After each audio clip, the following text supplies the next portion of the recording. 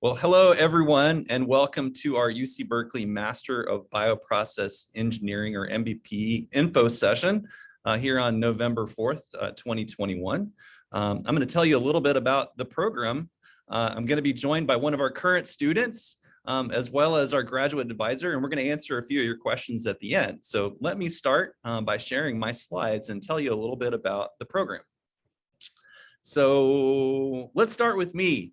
I am a chemical engineer by training, but a sustainable bioprocess engineer by choice. That started here, or rather it started in Alabama, learning about chemical engineering and applying it through some of the conventional petrochemical companies of my age back in the mid-90s. And I was spectacularly unhappy with the sustainability of many of the products that I was making, spanning conventional chemicals, petroleum products, and even some perfluorinated ethers. And I had an existential crisis as a chemical engineer, which is that I didn't want to be a chemical engineer anymore. But luckily, my very helpful professors at the University of Alabama told me about the different programs that were starting to be developed around sustainable chemicals and fuels, and pointed me to UC Berkeley. And so I did my PhD here in the late 90s and the early zeros, and I've spent the last 25 years applying chemical engineering tools, most of that in sustainable chemicals, fuels, materials, and most recently foods. And that brings me to my passions, which are bioprocessing in all forms, just like my kids, they're all my favorites. Sustainable chemical engineering in all forms, what I like to call mass and energy balances hugging the world. And finally, growing and developing microbes, plants, people, scientists, engineers, and companies. And so here in California, we have a life sciences industry and a report that the CLSA puts out once a year to sort of summarize the industry, which spans biopharma, industrial biotech, food tech, advanced biologics, and a few more. And I think it captures really well what we're doing with our tool set, first in biotechnology and as well as in bioprocess engineering, which is the application, across 3,700 plus companies that are generating $200 billion in revenue, with 325,000 Californians that are employed at an average salary of around $123,000. And that's led to 1,300 new medicines and clinical trials, and has taken in $6.5 billion in venture capital. And that's just in the state of California. However, to participate in this innovation, the bioprocess industry has benchmarks on training to perform the roles of associate scientists or process engineers. And many of the graduating students do not know or meet this benchmark and are hired into operations roles with no growth and development plan. So as a hiring manager in industry across a few of those companies I showed you on the last slide, it was my observation that industry is increasingly relying on temp agencies and contract positions and not investing in the scientists and engineers they'll need in 10 years. Also, the biotechnology field is growing faster than the supply of trained scientists and engineers required to develop, scale, and commercialize. This is a recipe for failure for students, industry, and the field. And so, recognizing this problem, I got together with a few like-minded folks across Bay Area bioprocess industries, Amyris, Bayer, Boehringer Ingelheim, and Veer. And we talked about what it would look like to put together a program to help our students meet this spec. And that's what I'll tell you about today. Here they are all in downstairs in Gilman Hall, where I'm sitting now. The key recommendations coming out of those meetings were balanced fundamentals and applications relevant across biopharma, industrial biotech, and food tech, and a few advanced concepts that they all wish they had had when they were in school, spanning quality frameworks, statistical experimental design, and GMP. And finally, the biggest emphasis coming out of that was hands-on training with the common bioprocess equipment unit ops at bench and pilot scale. And let me tell you about what we put together, which is this 9-month Master of Bioprocess Engineering curriculum with the benchmarks that were agreed to by all of those folks in the room and a few that were not, supported by that industrial advisory board. A curriculum of bioprocess fundamentals and hands-on applications spanning the lab and pilot scale using current bioprocess equipment. And what we have developed out of that are our graduating students qualify for and are hired for associate scientists and process engineer roles. This is a recipe for success for everyone, including those students, as well as our industry friends who are now getting those well-prepared graduates who can be hired afterward with minimal to no search effort. And this is what it looked like in our first year. So we took on what I affectionately refer to as our pilot scale, or inaugural class of 2020-21. It was the COVID year, and so we did most of our learning online with the exception of our labs, which are in person. And you can see us celebrating with the Industrial Advisory Board right after graduation. We're now in our second year, and we have 10 students, and you're looking at all 10 of them here. As we are back in person, we are wearing masks to continue to keep us safe. But we are here, and here you see us right outside our Bioprocess Engineering Center, as well as in our 170L laboratory. And this is what our home looks like in 301 Gilman, which is right next to my office. We have a brand new student center where our students do a fair bit of the studying, as well as welcome a few parties. And if you poke your head out the window, you can see the Campanile in the center of campus. So what does our curriculum look like for the 2 semesters? So I'm going to tell you about the individual classes, but I'll tell you now that we have 14 units in the fall semester, which are a set of required courses. Those are the ones that are in bold, with a few electives that are largely chosen by you, provided they support you on the path that you're trying to walk, whether that's in biopharma, industrial biotech, food tech, advanced biologics, or another part of the bioprocess field. That's followed in the spring semester by, again, a set of required courses and 1 elective.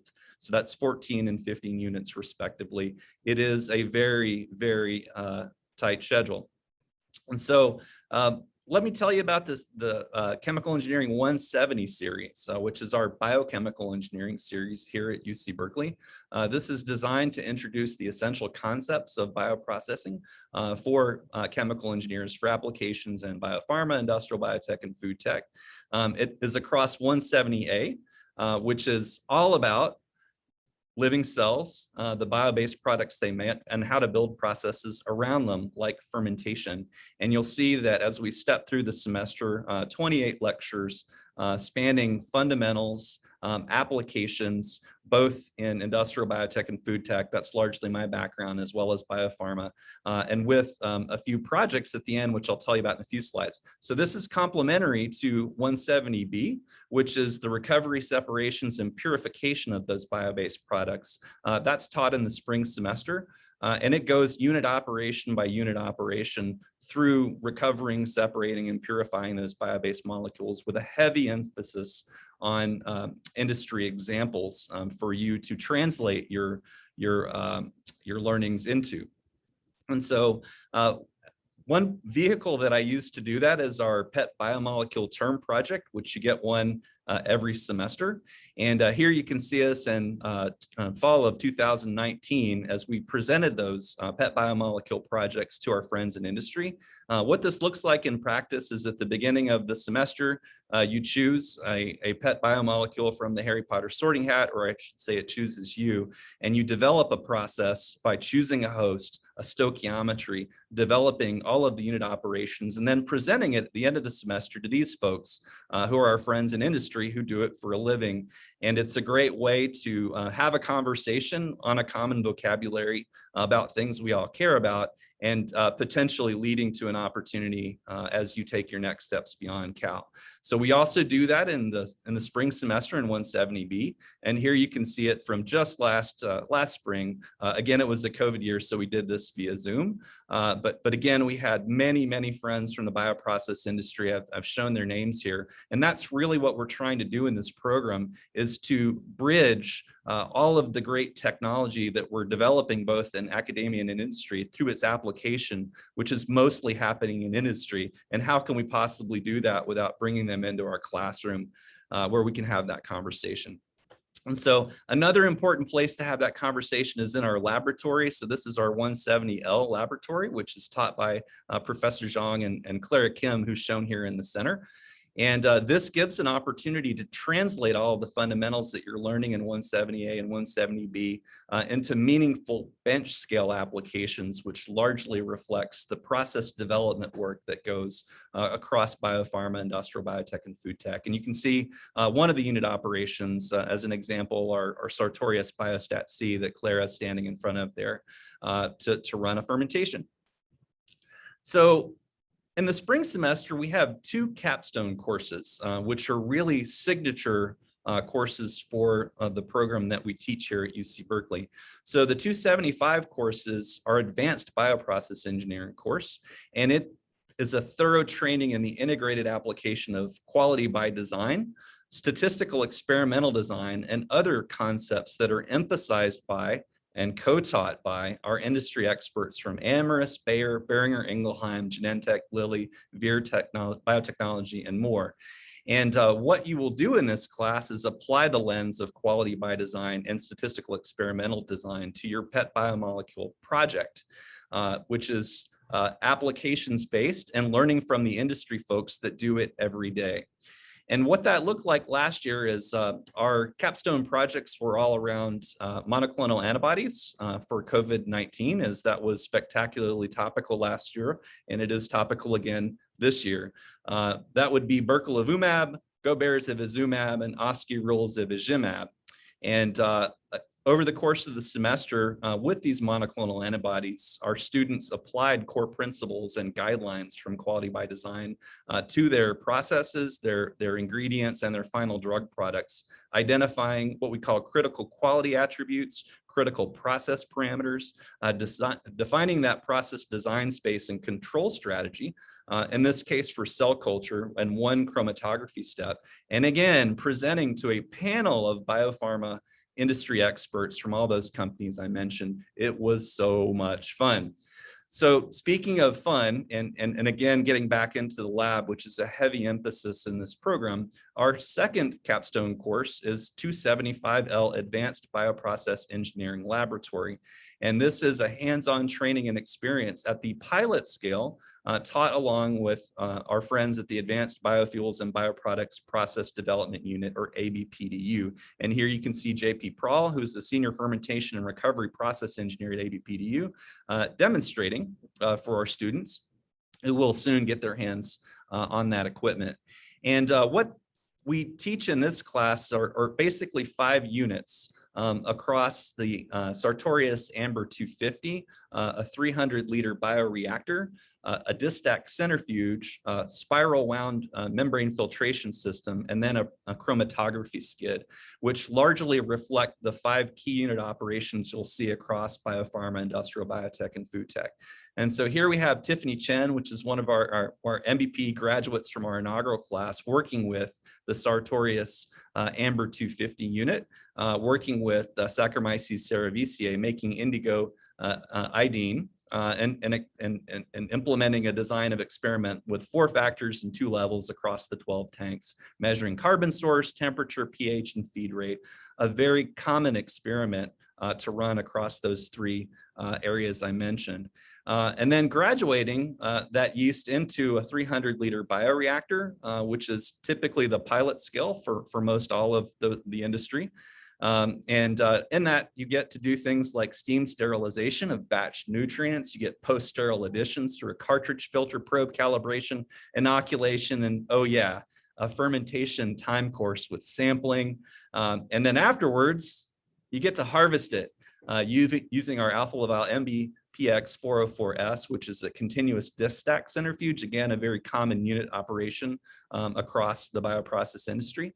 And you get to learn solid liquid separations, process optimization, particularly around time and flow with centrifuges, sample processing, material handling, and so much more. And then that's followed by a couple of units purifying proteins, which is also a very ubiquitous skill set across the bioprocess industry. And so this one happens to be the Alpha Laval M20 test unit, or TFF system, for ultrafiltration of a milk protein of around 20 kilodaltons. And so the final step, and this is Scott Chen, who's sitting in front of one of these units. Our ACTA, Avant, or chromatography skid, sorry, Scott Tran, you doing a protease purification and column chromatography. And the learnings here that Scott got out of this: column packing, recovery of protease from broth, and protein analytics via SDS page. So one final class to sort of close out the program, which is our 298B seminar in bioprocess engineering.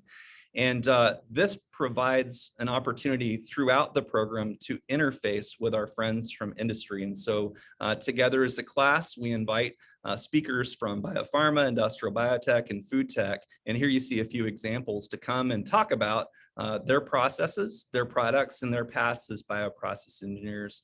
And this is, of course, another opportunity for you to identify what applications you may want to apply your bioprocess skill set to after Cal, and maybe a few people that you want to apply it with. And so this is a picture of what our fall semester looked like back in 2020. And again, we had another set of speakers in the spring. And across these two classes, we get between 24 and 28 different speakers, and hopefully somebody and a process and a product that really sings to your heart, maybe even a few. So finally, what does success look like from the MBPE program? It looks a lot like this. And so this is a combination of a few of our MBPE students, like Nathan is one example, and a few of undergraduates that have gone off to have opportunities and roles in the bioprocess industry. And the common theme here, of course, as bioprocess engineers smiling in front of their unit operations, with the exception of Professor Mayarella, who's down there in the bottom corner. I think he might be smiling. What are the requirements for admissions into the MBPE program? A chemical engineering background, and what that means is exposure to chemical engineering fundamentals, like thermodynamics, kinetics, transport in all three flavors, mass, momentum, and heat, also differential equations, and a background in things like design and controls. And I also ask an undergraduate biochemistry or molecular biology course to baseline on vocabulary. I've given you a few examples of what those look like here at UC Berkeley. That's often one that can be taken over the summer before you start if you haven't had one in your undergraduate experience, and a minimum GPA of 3 on a 4.0 scale. Also for international students, we ask for a TOEFL score of at least 90 for the internet-based test, or 570 for the paper-based test. So what does this look like from a cost perspective? So our tuition and fees are $53,850 for 1 year. This, of course, does not include housing, food, books, and supplies, and the other. And what I've given you here is a comparison against what the private average for a 1-year master's program and a public average look like in the US. And so we're a bit below that average. And also what it looks like against some of my other favorite programs here in the US at NC State, University of Georgia, KGI. Key difference is we offer a 9-month master's and their programs are 2 years. So finally, how do you apply? So go to the website, which I've listed here, or send an email. That'll go to Alethea, who you'll meet on this call. The deadline for applications is Friday, the 14th of January, so a couple of weeks after the holidays. And I'll get the admissions decisions back to you within a month. So with that, I'm going to stop sharing, and happy to answer any questions.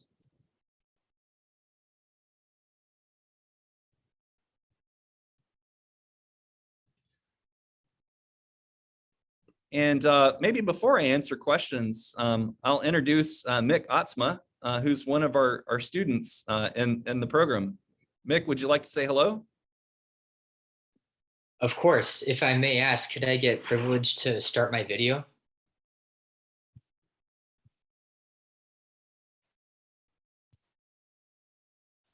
think that's an Alethea question. Although maybe I can do it as well. Actually, yeah, since you're the host now, you have to let both of us start our video. Gotcha. Let me do that. Can I make you a co-host? Yeah, I think I can do that. Let me make you a co-host. All right. Oh, perfect. Hey, everybody. My name is Mick Oatsma. I'm a first year MBPE student. We're almost wrapping up the first semester. My background was undergraduate in biology from USC. Then I got a master's in microbioimmunology from USC, and I went to be a service engineer for a bioreactor and biotech company called Solaris Biotech. And after that, I realized I wanted, rather than fixing the machines and servicing them, I would like to use them for experimental design. And beginning with the end in mind, I would really like to move on to use immunology and bioprocess to design cellular therapies. And without ego or I don't know, any vanity for this program, I would like to say I couldn't imagine a better one if you're looking to do bioprocess. So if anyone, even after this, have any questions, feel free to reach out to me on LinkedIn. My name is spelled the same, and I'd love to help you guys too. Thanks, Mick. So Jason, we do have some questions that people submitted ahead of time when they registered. So maybe we can go ahead and get started with them. Great. And then we have a few questions in the Q&A already. So if you guys have other ones, feel free to add them to the Q&A. So one of the questions that we have in both the Q&A and on the registration is someone is currently a food scientist, and so they don't have experience in a bioengineering lab. How could this affect their admission, or what advice would you have for them? Yeah, this is where I'm really happy to have Mick here, because Mick is a non-traditional chemical engineer. And he had a similar question when he was exploring the application of the program. And you know, my general coaching there is it's a little bit of a heavier lift, but I do have a few courses that I recommend to help set you up for success in the program. And they're largely around that chemical engineering background I mentioned before. And so Mick, if I remember correctly, you took a class in thermodynamics, you took one, or rather in differential equations and in transport. Yeah, I took 2 differential equations courses. The first one was more calculus heavy, just to kind of get my gears back in order. And then the second DiffyQ course was was hosted by MIT. It was all through an online kind of service called EDX. I also took a Stanford thermodynamics course, and the mass transport course, the basic mass transport course stopped being offered around like when I was starting them, but I've been kind of looking over the advanced mass transport concepts. If I would recommend someone to get up to speed, it would be get your math in order and then look at the mass transport. The thermo, or as I haven't seen as much of it yet in 170A until like the end of this semester, but mass transport is heavy in the first part of the semester. So definitely work on that, because it is a challenge even for chemical engineers. So it requires motivation and tenacity. What I'd add to that is how Mick and I got there is we chatted a lot along the process, took a look at his transcripts to do a gap analysis. And that's where I made the recommendations on how best to set him up for success. And Mick did all the work, took all the courses and shared the course certifications before the semester got started. So thanks again for that, Mick. Thank you. Awesome. So next question, this is an interesting one. Are patents worth mentioning in the MBPE application? Totally. So a big part of being in the San Francisco Bay Area is inventorship and entrepreneurship. You know, when I was here in the mid to late 90s, the first time, inventorship's always been a big part of the culture at UC Berkeley and California in general. And that's matured into entrepreneurship, as many of the folks here at UC Berkeley, you know, or a good few, I should say, start companies. You are in Silicon Valley. We're in the northern part of that. And I'd say I'm always curious to learn more about you in the application process, particularly through the essays, as well as the recommendation letters that you ask folks that know you to write on your behalf. And if that inventorship or even entrepreneurship are important to you, that's important to me too, in terms of my recommendations for how you learn in this program, specifically through the electives, as we do have lots of courses here at UC Berkeley that are oriented towards inventors and entrepreneurs. And that goes across, you know, all of the same places that we learn about or same processes we learn about in bioprocessing, biopharma, industrial biotech, food tech, as well as advanced biologics, and a few more that I'm not mentioning. Awesome. Next question. Can you do the degree while working full-time? I don't recommend it. This is an intense program, and I think Mick could probably speak to that too. You know, I'm always open for a conversation, right? If it's important to you, let's talk about it and make sure we go into it with eyes wide open. I have had students that worked part-time successfully graduate from the program. And I've had folks that also did a graduate student instructor GSI role while they're on campus. I have one of those students now. But I would emphasize this is, you know, the equivalent of a 50-hour per week job, I would say, is what it's designed to. And Mick, maybe you can add on to that in terms of the experiences. You're right in the middle of it. Yeah, I was the beginning of the semester, I still think was the most challenging because I was finishing up my summer differential equations and thermo courses while kind of entering in the learning curve of engineering graduate school. There are a couple people who are working part-time and you can make it work. However, it's part-time, I would even say could even be a stretch. I'm not sure about full-time.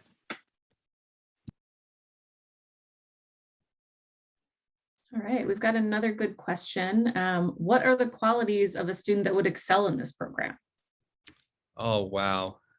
I love that question. So my favorite, I mean, I have many favorite days, but you know, admissions are, particularly when I get to make the decisions, that's one of my favorite days, and putting together a complementary class of folks from different backgrounds, different talents and strengths. You're meeting one of our 10 this semester in Mick, but his classmates are all over the place in terms of their interests, their backgrounds, you know, inside California, from the rest of the US. We have a few international students in the program. You know, a few of them, actually exactly half of them came out of industry, you know, typically 2 to 3 years of working, some of them from the oil industry, some of them already working in the bioprocess industry, but all united with a common interest in getting their hands on bioprocess equipment.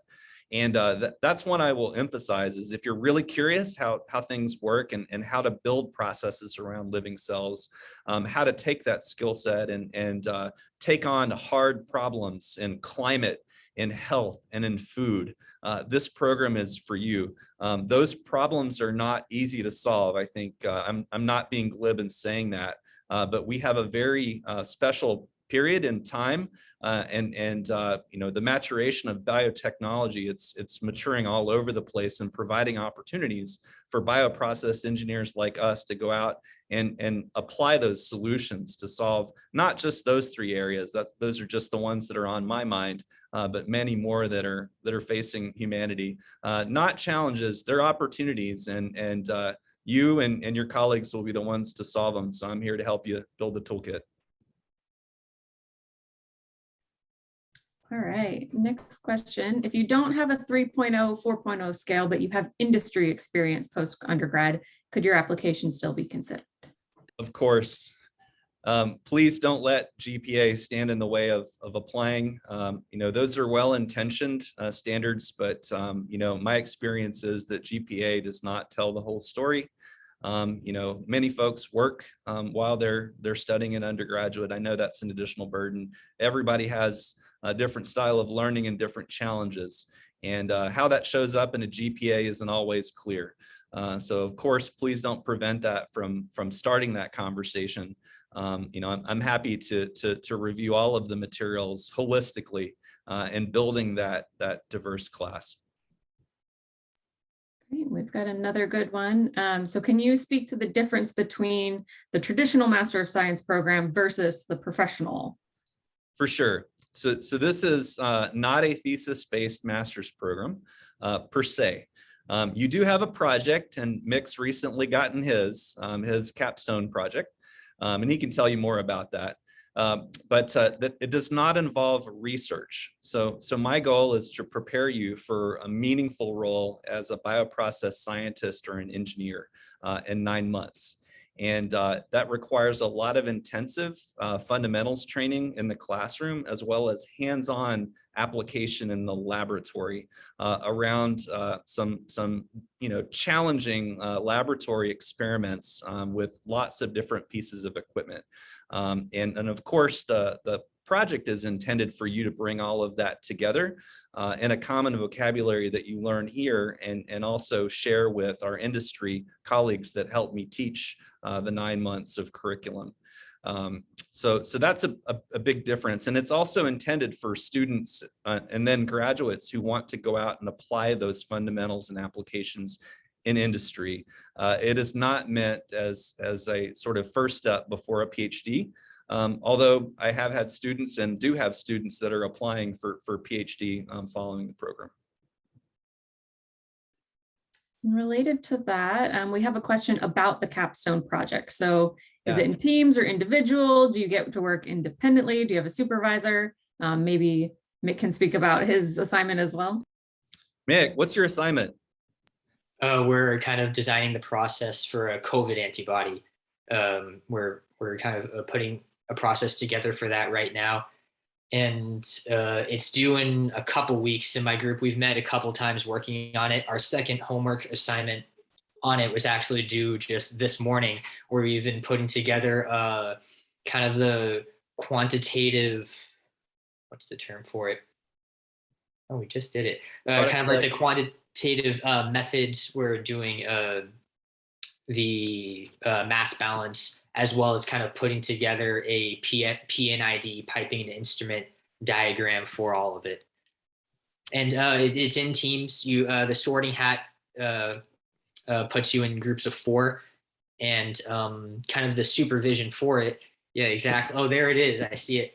It's a very nice ceremony. Dr. Ryder does a good job with it. And it's sequentially, you kind of do it sequentially in the homework. And I can see when like the big draft is due, you kind of just take a lot of the homework together and polish it off. And then you do a big poster session at the end of the semester. Yeah, Mick's in the early beginnings, and it's absolutely team driven. As Mick mentioned, the sorting hat takes your choice into account, but he's working on one of 2 different sets of projects this year. So we are still in the middle of COVID-19, unfortunately, but it's different from last year. So we have 2 major variants that we're concerned about, and that's Delta and Mu. And so we have 2 different teams that are developing different monoclonal antibodies to attack those versions of the virus. And then we have 3 more groups that are tackling a different problem, which is in 50 years, it's very likely that the microbes that want to come in and attack us through a human health perspective will have grown resistant to the current set of common antibiotics. And so those other 3 groups are tasked with developing new antibiotics. And so in some cases, designing the molecule, but in all cases, figuring out how to support the pathway and get it cheap enough so that you can get all of those antibiotics, not just to the rich countries that can afford them, but to the developing countries that may not. And that requires thinking a lot about the different enzymes in the pathway, how to make them more efficient, and how to make a product and make it low cost enough so that it's accessible. So 2 really exciting sets of projects that live with our students all the way through graduation, and lots of opportunities to take that to our industry friends to ask them, how would you solve this? Which is one of my favorite parts of the program, sharing best practices. These are hard problems, and you need not solve every single part of it, right? We're all standing on the shoulders of the great folks that came before us. As one example today is a nice memorial for Danny Wong, who had a similar program at MIT. Many refer to him as one of the grandfather of bioprocess engineering. But those are our 2 projects. Awesome. The next question, how much learning does the program offer in process modeling techniques? Yeah, that's a great question. So we have a couple of different modules this year that are different from last year. One of which is we're going to use SuperPro as part of our 170A curriculum. And that's a bioprocess simulator that's not unlike, Aspen. For many of you may have used that software as undergraduates. The second one is CHMENG, which is a software we use in our 275 class, which helps to model chromatography columns. And I will point, again, it's a very compressed 9 months. There's a lot of material and a lot of different applications you're learning. So I try to be judicious to give you exposure to many at surface level, but we go deep on those two. All right, and then the next question, if we could speak to financial aid, Jason, I can speak to this as well, or if you have anything to add. Yeah, so we have lots of different financial aid programs. I think Alethea is the absolute best resource to chat with about that. And I'd say, I'm supportive and happy to help on all of those fronts. Yeah, so if you have any questions about your specific situation, feel free to send me an email at mbpe@berkeley.edu. For domestic students, you can fill out the FAFSA, and that will kind of help determine how much aid you might get. There might also be application fee waivers for you. For international students, it's a little bit trickier because you guys are required to provide proof of funding as part of your visa documents. But the university also has programs like a fee payment plan where you pay your tuition in installments throughout the year. So if you have specific questions about your situation, feel free to just send me an email and I'm happy to talk about options with you. And then the next question, what do you expect the distribution of remote, hybrid, and in-person classes to be in the fall?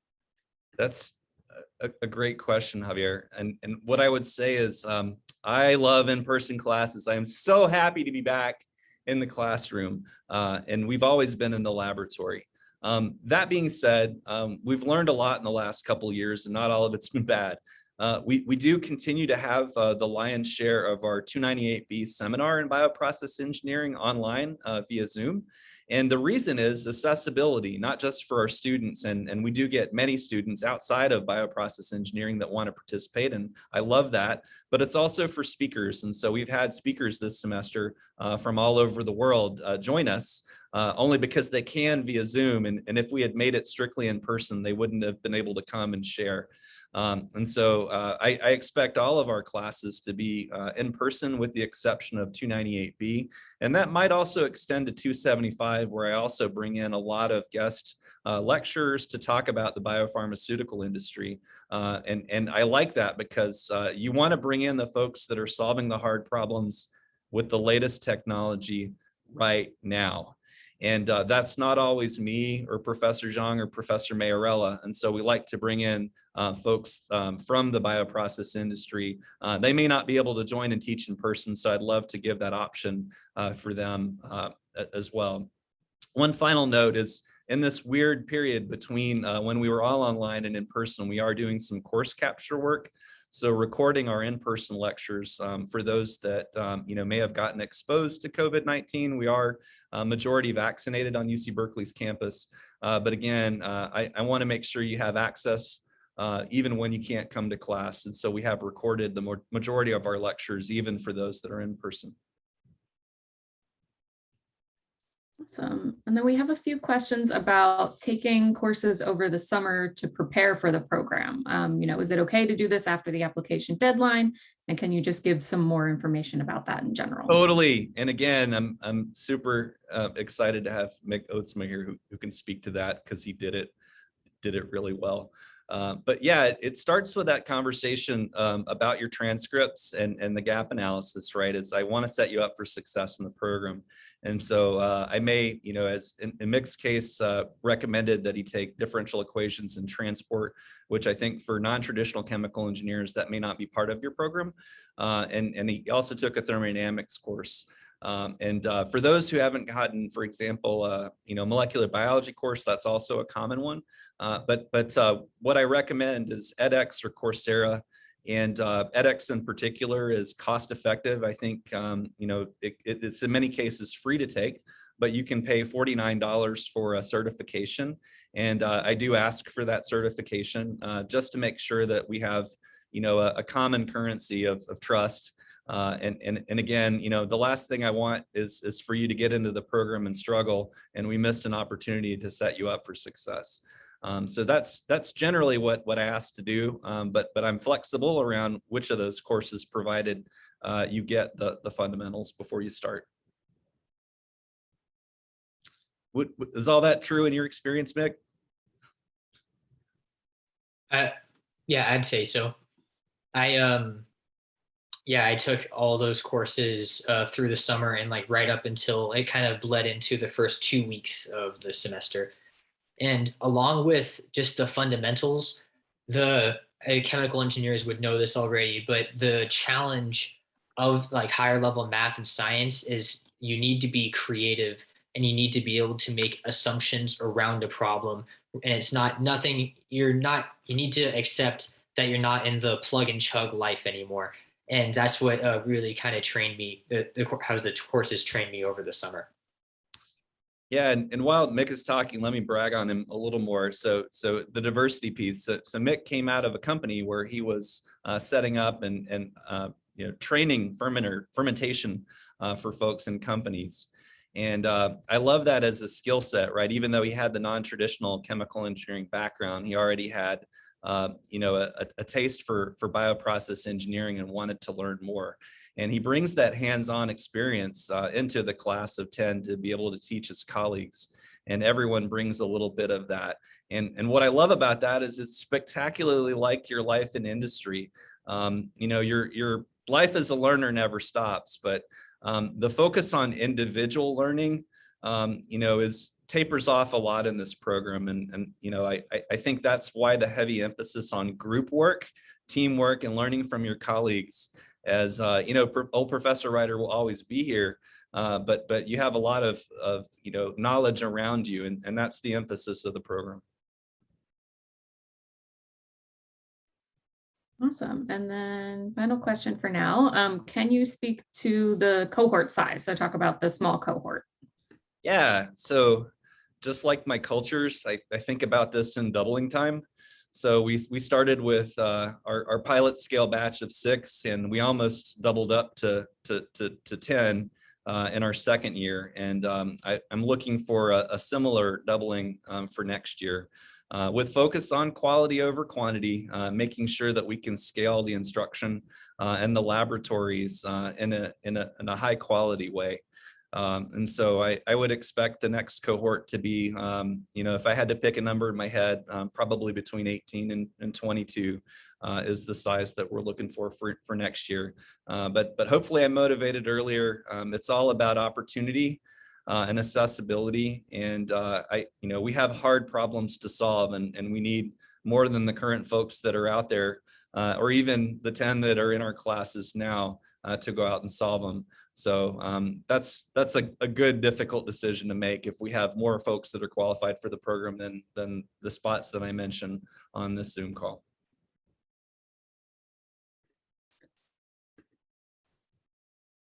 All right, one final question. So can you speak about the 3 to 9 month industry internship opportunity, and if that's still being offered? Yeah, so that was well-intentioned, and it was, we started the program last year without really knowing, what the outcome would look like. And remember, I told you in the beginning that it was set up, along with me and a few friends from industry and a few colleagues here at UC Berkeley, to grow and develop our aspiring bioprocess scientists and engineers to qualify for those benchmarks. And it turned out to be true. So all of our students that wanted roles have them now, and none of them took those apprenticeship opportunities. And so that to me says success in the program, that we achieved what our goal was, and industry agrees with that, as our graduates are now across companies like Boehringer Ingelheim, Bayer, Vertex, ABPDU, and I'm forgetting one, which won't come to me now, but that's likely the same for next year. I'm always open to talk about your individual goals, what you would like success to look like beyond Cal. And if that means an apprenticeship, great, let's go identify that together.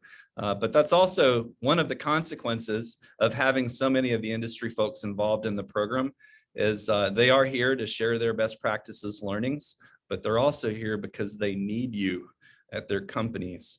And so that's where all of those relationships were built through the projects, through the 298B course, through our guest lecturers coming into our classrooms, and those students really getting excited about the problems that they were working on at their companies and finding that great match after the program. Awesome. So it looks like that is all the questions that we have for now. If anyone else has any questions, feel free to type them in the Q&A. I'm going to go ahead and type the MBP email in the chat. If you guys have any questions afterwards, feel free to send me an email. Let's see, there we go. Okay. All right, Jason, any final words? You want to close us out? Yeah, I look forward to reviewing your applications. Gosh, if you're really excited about, learning about how to apply biotechnology with your hands, whether it be in biopharma, industrial biotech, food tech, whether it be in climate, health, food, or one of the other great opportunities we have as a human race. That's what we're here for, and looking forward to you coming to Berkeley and participating in that learning. All right. Thanks, everyone. Thanks, everyone. Thanks, Mick, and thanks, Alethea. Thanks a lot for having me, Jason. See you soon, Mick.